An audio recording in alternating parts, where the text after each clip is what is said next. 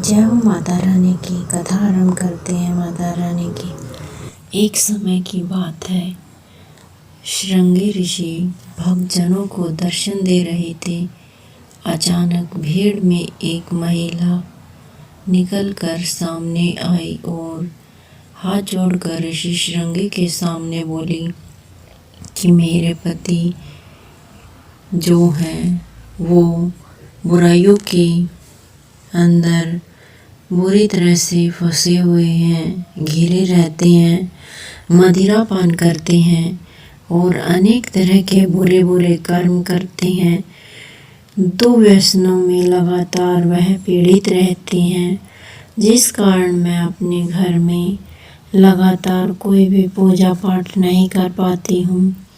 धर्म और भक्ति से जुड़े पवित्र कार्यों का संपादन करना मेरे लिए मुश्किल रहता है, क्योंकि मेरे पति देव हमेशा बुरे कर्म करते रहते हैं, मांसाहारी हैं। इस कारण मैं घर पर पूजा पाठ, जप तप, अनुष्ठान आदि कार्य नहीं कर पाती हूँ। यहाँ तक कि ऋषियों को उनके हिस्से का अन्न भी समर्पित नहीं कर पाती हूँ।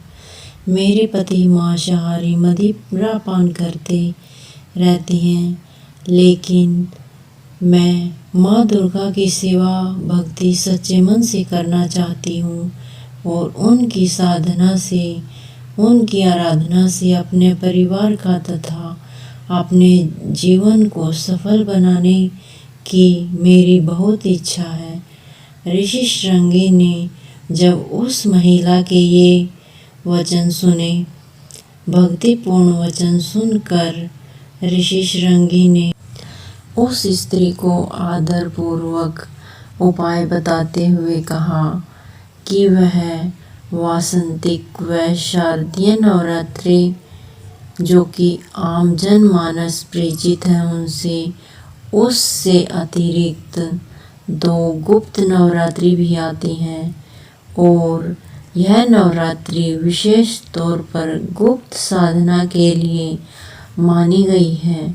इस नवरात्रि में माँ के 9 रूपों की पूजा की जाती है और गुप्त साधना भी की जाती है। 10 महाविद्याओं की पूजा की जाती है।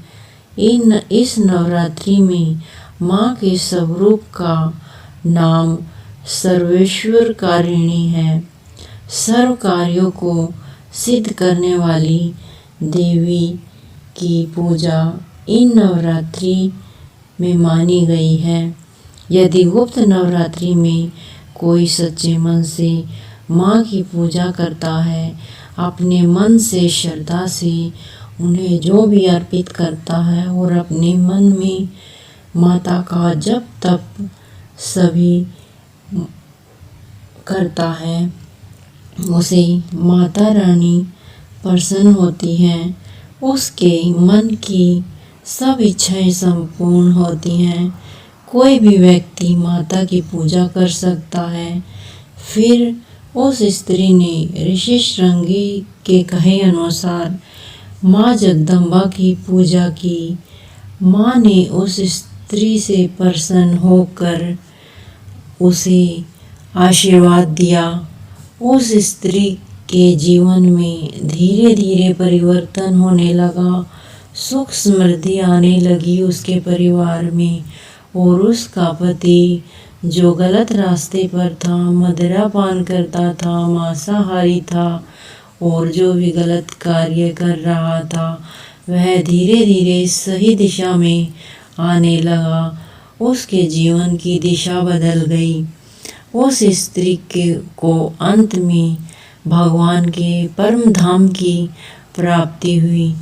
जय हो माता रानी की। जैसा उस स्त्री को फल प्राप्त हुआ, ऐसा गुप्त नवरात्रि में सभी को फल प्राप्त हुए।